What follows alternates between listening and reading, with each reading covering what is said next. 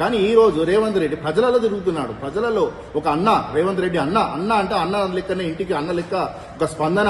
ఆయనతోనే ఒక మన బాధ చెప్పుకున్నాక మన బాధ తెలిసి ఆయనే ముందుకు వచ్చి ప్రతి ఒక్క ప్రజలకి ఎలాంటి అవసరాలు ఉన్నాయో ప్రతి ఒక్క పాలనని ఆయన ఒక సుచిత్ర పాలన చేస్తున్న మన నిర్వహించేటి ప్రజావాణిలో ఎంత విశేష స్పందన. హైదరాబాద్కి బాధలు తీరారు పబ్లిక్. అంటే ఇన్ని 10 సంవత్సరాలలో ప్రజలు ఎంత అన్యాయం గురైతే మీకు వచ్చిన 2 రోజులు ప్రభుత్వం వచ్చిన 2 రోజులకి వాళ్ళు బాగా కష్ట సుఖాలు తెలిసి చెప్పుకోవడానికి ఒక హైదరాబాద్కి వచ్చారంటే ఇన్ని 10 సంవత్సరాలలో ఎవరు చెప్పుకోలేని పరిస్థితి కూడా అయ్యింది. కేసీఆర్ ప్రభుత్వం వల్ల గొంతు అనగదొక్కారు. ప్రజల గొంతు అనగదొక్కడం వల్ల ఎవరు బయటికి వచ్చి చెప్పుకోలేని పరిస్థితి. ఎక్కడ చెప్పుకున్నారంటే అంతా వాళ్ళే, రాజ్యం అంతటా వాళ్ళే. తెలంగాణ ప్రభుత్వం ఎందుకు తెచ్చుకుందాం? నీళ్లు, నియామకాలు, నిధులు. నీళ్లు ఎవరు పోయినాయి? నీళ్లు ఫామ్ హౌస్ పోయినాయి, నియామకాలు ఏమో వాళ్ళ ఇంట్లోకి మంత్రులైన, నిధులేమో వాళ్ళ టీఆర్ఎస్ మంత్రులకు కానీ ఎమ్మెల్యేలకు కానీ ప్రజలకు నీళ్లు రాలేదు, ఓ నియామకాలు రాలేదు, ఓ నిధులు రాలేదు. ఇవన్నీ ఓన్లీ కేసీఆర్ ప్రభుత్వం వారికి చెందినాయి, వాళ్ళ ఇంటికే పోయినాయి. అలాంటి ప్రభుత్వం వద్దనుకొని ప్రజలు ఈరోజు చైతన్యంగా తెచ్చుకున్నారు. మన కాంగ్రెస్ పార్టీని గెలిపించుకున్నారు.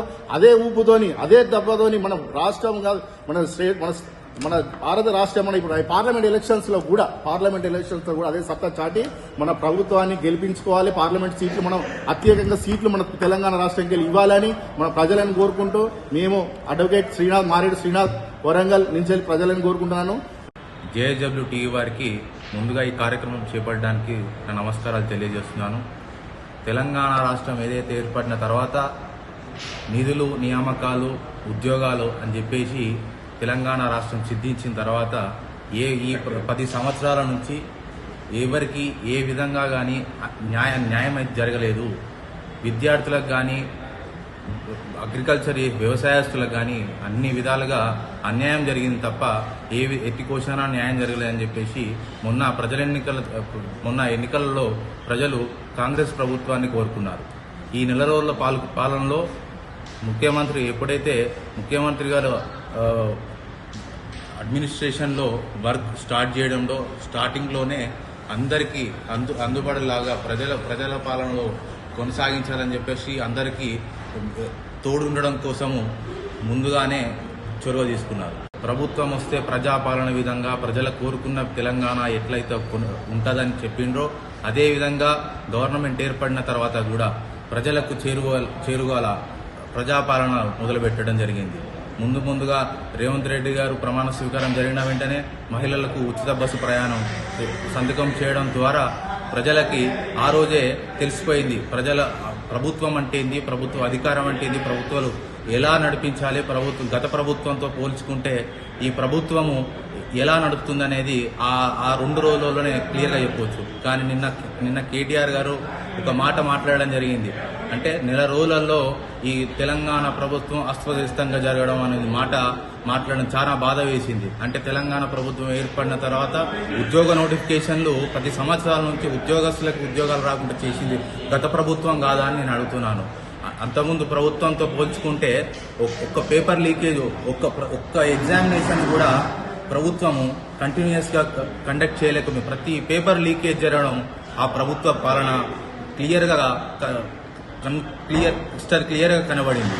ఈ ప్రభుత్వంతో పోల్చుకుంటే నెల రోజులలో 6 పథకాలు ఏదైతే ప్రభుత్వం రావడం కోసము ఈ ప్రభుత్వం ఏదైతే 6 పథకాలు ముందు పెట్టిందో అదే 6 పథకాలని వెంటనే ప్రభుత్వం అమలు పడడం ద్వారా 6 పథకాలు నెల రోజుల్లోనే అప్లికేషన్లు ఇవ్వడం జరిగింది. ఈ అప్లికేషన్ మెచ్చుకోదగ్గ విషయమే. ఇప్పటి 1 మంత్ పాలనలో మాత్రం పోల్చుకుంటే చాలా బెటరు. ఇది అలానే కంటిన్యూ కావాలి.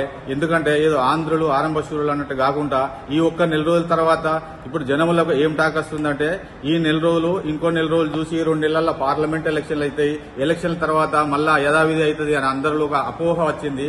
ఆ అపోహ కాదని ముందు ఈ నెల రోజులు ఎట్లా జరిగిందో ఆయన టర్మ్ అంతా అదే విధంగా చేయాలి. ఇప్పటి వరకు రైతు బంధు వేశారు. రైతు బంధులో కూడా ఒక లిమిట్ పెట్టాలని ప్రజాభిప్రాయాన్ని, అది సొంత మనది కాదు, ప్రజలే మినిమం ఒక 5 ఎకరాల వరకే ఉన్న వాళ్ళకి ఇస్తే మంచిగా అంటున్నారు. వందల ఎకరాలు ఉన్న వాళ్లకు అవి చెయ్యి పడావబడ్డ వాటికి కూడా ఇవ్వడం అంత సమంజసం కాదు.